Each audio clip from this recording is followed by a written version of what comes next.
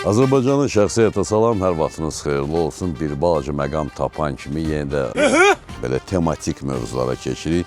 Həmişə Şaban, bir dəfə də Ramazan. Niyə görə hər dəfə biz elə İran, İsrail, Amerika, İran, İsrail, Amerika. Hərdən bir mövzulara da keçmək lazımdır. Amma mövzuya keçməmişdən əvvəl yenə də bir xahişimiz olacaq. İstər Jarvis Talehin, istərsə də mənim abunəlikdən söhbət gedir.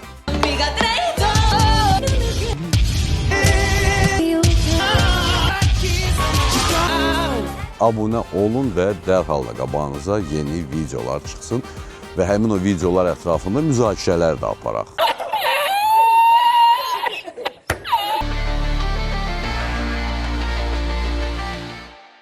Bu dəfə söhbət nədən gedir? 20-ci il müharibəsi, Rusiya-Ukrayna müharibəsi, Amerika-İran-İsrail müharibəsi, fırladırsan yenə də gəlir o müharibə. Fərq eləməz. Bütün bu müharibələrdə və bundan sonraki bütün müharibələrdə 100%dir ki, dronlar istifadə olunacaq. Və hər dəfə də danışanda görmək mümkündür ki, bu dəqiqə müasir müharibədə dron hər şeyi həll etmir. Amma çox şeyi həll edir. Hətta bir məqam oldu ki, Rusiya-Ukrayna müharibəsində əskər istifadə olunmadan Ukraynalılar Rusların bir mövqeyini sırf yerüstü və hava dronlarının hesabına ələ keçirə bildi. Unikal əməliyyat idi. Günlərin bir günü o barədə mütləq danışacağım ki, o əməliyyat necə baş verdi. Amma əgər dron varsa, deməli bu drona qarşı da nəsə olmalı. Çünki həmişə bir sıra şəxslər var da, onları başa salmağa çalışsan ki, abala, əgər dron varsa, bu demək deyil ki, tank vəssalam, BMP, BTR vəssalam, zireh vəssalam. Elə deyil. Milyard dəfə deyilib, başa salınıb və yenə də başa salırsan, görürsən, yox və xeyri yox. Anti-dron anlayışı var. Söhbət dronlara qarşı olan silahlardan gedir. Məsələn, bizim dronlarımıza qarşı ermənilər bilmir nə istifadə eləsin. Düz atırdılar, amma bir kompleks şəklində silah yox idi. Nə ilə gəldi, hardan gəldi, necə gəldi, atın və bu məsələdə həll eləyib idi. Sonra Rusiya-Ukrayna müharibəsində bir balaca bu məsələ getdikcə inkişaf eləməyə başladı və necə ki, dronlar sürətlə inkişaf eləyirdi, eyni ilə də drona qarşı da silahlar inkişaf eləməyə başladı. İsrail-Amerika İran müharibəsində ərəblər durmadan dronlara qarşı raket atırdı. Niyə? O niyəsini tapmaq lazımdır. Yenə də deyirəm, söhbət burada ondan getmir ki, əgər dron varsa vəssalam məsələ həll olur. Amma Azərbaycan son paradında da bir yeni silah göstərdi. Söhbət antidron silahlarından gedirdi. Avtomatik topdan daha doğrusu. Düzdür, mənim üçün orada bir sıra sual yarada biləcək məqamlar var idi və onu bu dəqiqə görürsünüz həmin o silahı. Mənim üçün o silah hələ də müəyyən suallarım hələ ki cavabsız qalıb. Amma biz artıq bunu eləyiriksə, deməli çox gözəl, deməli irəliləyiş var, deməli çox vacib olan bir istiqamətdə də biz addım atmağa başlamışıq. Əla. Heç də hər şey birinci dəfədən əla olmur. Sonradan o inkişaf eləməyə başlayır. Hərbi Qənimətlər Parkına gələndə, burada məhz bir sıra zenit silahlarını görəndə başa düşdüm ki, hə, düzdür, bunların hamısını əslə qalsa primitiv versiyada görmək mümkündür, amma onların primitivliyi və sadəliyi onların effektivliyindən xəbər verir. Dron varsa drona qarşı silah olmalıdır. Ələxüsusda söhbət FPV dronlardan, o eynəyi taxır gözünə, başlayır idarə etməyə. Optika valakno. İnternetdə onun adı nədir? Optika valakno kabel. Optik kabel. Hə, optik kabel. Hə, optik kabellə idarə olunan dronlar və təbii ki, sadəcə olaraq radio siqnalla və GPS-lə idarə olunan dronlar. Balaca dronlardan söhbət gedir. Balaca deyəndə şahidləri də nəzərdə tuturam, şahid boyu olanları da nəzərdə tuturam və balaca dronları da nəzərdə tuturam. Onların hər birinə mütləq deyil ki, sən raket atasan, sərf eləmir. Amma onlara qarşı lüləli zenit artilleriyasından istifadə etmək çox asan və çox rahat. Hərbi Qənimətlər Parkında bir silah var idi. Söhbət bundan gedir. Və vaxtı ikən Serbiyada istehsal olunmuş bu M55 topları 20 mm-lik toplardan söhbət gedir. Ermənilər bundan alıb MTLB-nin üzərinə quraşdırıb bizim vertolyotlar və təyyarələrə qarşı istifadə eləmək niyyətində idi. 3 lüləsi var. Lülələrin hər birinin üstündə baraban olur. Hər bir barabanda da 60 mərmi. Toplam götürəndə 180 mərmi eləyir bir dəfiyə və atəş sürəti də zəif deyil yeri gəlmişkən. Topun biri dəqiqədə 600-700 atəş açır və maksimum 700-dən götürəndə 7-3-ə 2100 atəş dəqiqədə. Yüksək sürətdir. 20 mm-dir və bu artıq əgər onun normal, belə primitiv yox, normal nişangahı da olsa, bu tip silahlarla dronlara qarşı döyüşmək çox rahat və effektiv olar. Yüksəkliyi təqribən 1500 metrə, uzaqlıq 2000-2500 metrə. Bu uzaqlıqda bu tip silahlarla döyüşmək çox rahatdır. Bu tip, yəni demirəm amma konkret bu top olsun, yox. Amma avtomatik toplardan söhbət gedir ki, onların 2, 3, 4 lüləli olması effektivdir. Və yaxud effektiv digər bir silah var ki, o artıq vertolyotlara və təyyarələrə qarşı effektiv deyil, amma dronlara qarşı çox gözəl silahdır. Söhbət çox tanış olan bir silahdan gedir, Şilkadan. 23 mm-lik toplar, radar var özünün, düzdür, həmin radar modernizasiya olunmalıdır mütləq və bu topların da hər biri cəmində 2000 dəqiqədə 2400 atəş aça bilir. Məsafəni də götürəndə 2,5 kilometr, 2500 metrə məsafədən gedir ki, həmin o məsafədə hədəfləri çox gözəl vura bilir. İndiyə kimi düzdür, təyyarələr bu Şilkadan qorxurlar, amma artıq o dövr keçib. Amma dronlar üçün bu tip silahlar çox effektivdir. Əla anidən reaksiya verə bilir. Əgər radarı modernizasiya olunsa və rəqəmsal sistemlərə analıq dəstək alsa burada hər şey rəqəmsal deyil. Amma rəqəmsal keçsə, modernizasiya olunsa ki, o mümkündür. Onun radarı AFAR sistemi var. Fazirovanная aktiv fazalı antena. Onu başa salacağım sonradan nədir? Bağlama, açıq qal. Hoppa, belə. Və bu isə həmin o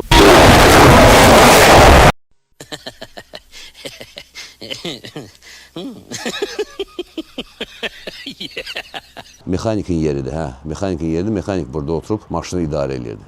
O mexanikin yeridir, içi boşdur. Really? Neyse, orada isə 3 nəfər oturur və bu topların hesabına, həmin o antenanın hesabına, müasir antenanın hesabına dronları çox gözəl vurmaq mümkündür. 23 mm. Bunların hər birini niyə görə göstərəm?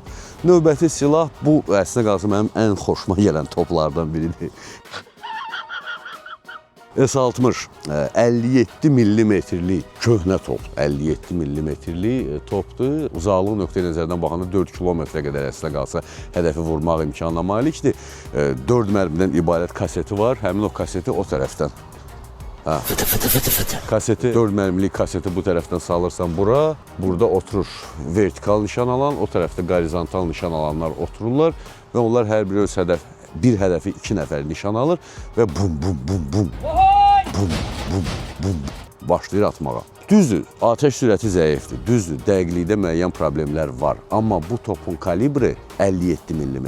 İmkan verir ki, uzaqdan idarə olunan və müəyyən məsafədə partlayan mərmilərdən bu topdan atəş açmaq imkanı verir. Bu topun özündə o mərmilərdən yoxdur. Bu topun özündə qəlpəli və zirehdelən mərmilər olur. Əsasən qəlpəlidən istifadə edilir. Amma proqramlaşdırılan mərmilərdən bu topda istifadə etməklə çox gözəl drona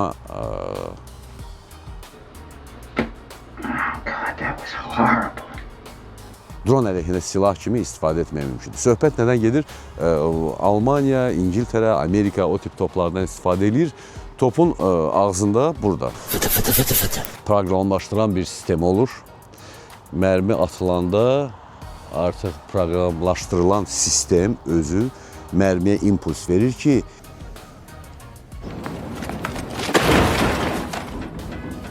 neçə saniyədən sonra partlamalısın və yaxud neçə metrdən sonra partlamalısın.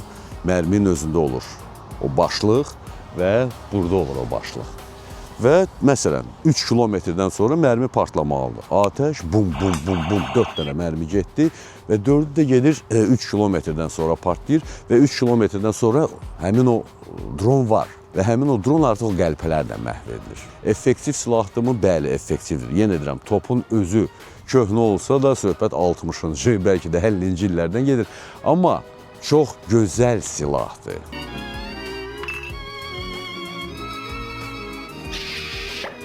Və bu topdan BMP, BTR, dron, onlara qarşı istifadə etmək olur. Əgər uzaq məsafədə proqramlaşdırılıb partladılan mərmilərdən istifadə olunsa. Təsəvvür edin ki, bir neçə bu ədəd topdan var, radar sistemi var. Radar sistemi bu toplara dronların hardan gəldiyini göstərir və bu toplar həmin o proqramlaşdırılan mərmilərdən istifadə edir. Dronlar keçə bilməyəcək. Və təbii ki, BMP-2-nin üstündə istifadə olunan 2A42 topu. yüksək sürətli topdur. Bunu ümumiyyətlə hamımız tanıyırıq. Yüksək sürətli topdur və bu yüksək sürətli top ikili olsa və yaxud dördlü olsa, indi kimin fantaziyası nəyə çatırsa. Belə olan halda bu topların atəş sürəti sənə tam imkan verir ki, 2500 metr yüksəkliyə qədər dronları effektiv atəş altında saxlaya bilərsən. Çünki atəş sürəti çox yüksəkdir.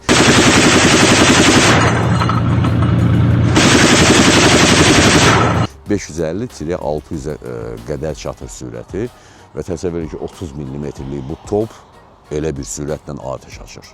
Dronun orada qaçması müşkül məsələdir.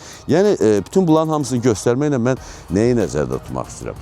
Ümumilikdə baxanda dron yüksək texnologiyadır. Dron səndən həqiqətən də ağıl, düşüncə, onun növbəti dəfə necə müasirləşdirib, belə şeyləri tələb eləyir və sən işləyirsən onun üstündə. Amma düzdür, ucuz başa gəlir. Bu dəqiqə elementar Temuya və yaxud Əlbabaya, Amazona girginin oradan detalları alırken sən dronu yığıb ondan silah kimi istifadə edə biləcəksən. Problem yoxdur. Amma anti-dron sistemlərinə gələndə artıq burada daha rahat və asan şeylərdən istifadə eləmək lazımdır. Ələlxüsusda, əgər dron, məsələn, Şahid 136-nı götürək, İranın istehsal edir. Həmin dron avtopilot və GPS naviqasiya hesabına hərəkət edir. Onu sən idarə eləmirsən. Deməli, o tip dronların sayı çox olanda və üstüvə gələndə onları raketlərlə yox, vertolyotlardan yox, təyyarələrlə yox, lüləli zenit artilleriyası ilə vurmaq daha effektivdir. Gəlir, atəş açırsan, dəymədi, bucaqları dəyişdi, atəş açdın, keçdi getdi, arxasıca atəş açdın. Bax, o təyyarə kimi. Təsəvvür edin ki, misal üçün, o təyyarə bir drondur. O məsafədə uçan drona təbii ki, sən raketlə atəş açacaqsın. Amma yüksəklik təxminən 1000 metr, uzaqlıq 1200, 1400, 1500. Onda artıq sən ona mütləqdir ki, lüləli zenit artilleriyası atəş açasan. Söhbət təkcə radioelektron mübarizə sistemlərindən getmir. Radioelektron mübarizə sistemi ilə sən müəyyən dronların qarşısına ala bilirsən. Amma ümumilikdə götürəndə mərmi ata bilən 20 mm-lik, 14,5, 12,7, 23, 30, 57, yəni zenit toplarından istifadə etmək effektivdir. Hətta Ruslar özləri belə Rusiya-Ukrayna müharibəsində Rus dronlarına qarşı Rusların silahlanmasında olan, amma az istifadə olan QŞQ pulemyotu var idi, çox hülləli pulemyotdur. Ondan istifadə edilir və Yak-B 12,7 o kalibrdir. QŞQ 762-dir, Yak-B 12,7 mm-lik pulemyotdur. Çox hülləli pulemyotlardır. O Terminatorun əlində pulemyot var idi, o onlardandır. Hasta la vista, baby. Bax, həmin o pulemyotlardan istifadə edilir və çox effektivdir. Vura bilirlər dronları. Söhbət təkcə yenilən raketlərdən getmir. O nöqteyi nəzərdən baxanda aydın məsələdir ki, artıq biz paradda bir dəfə göstərmişik. Əla, etiraf eləyək ki, qonşularımız heç də hamısı yaxşı qonşu deyil, hər şey ola bilər.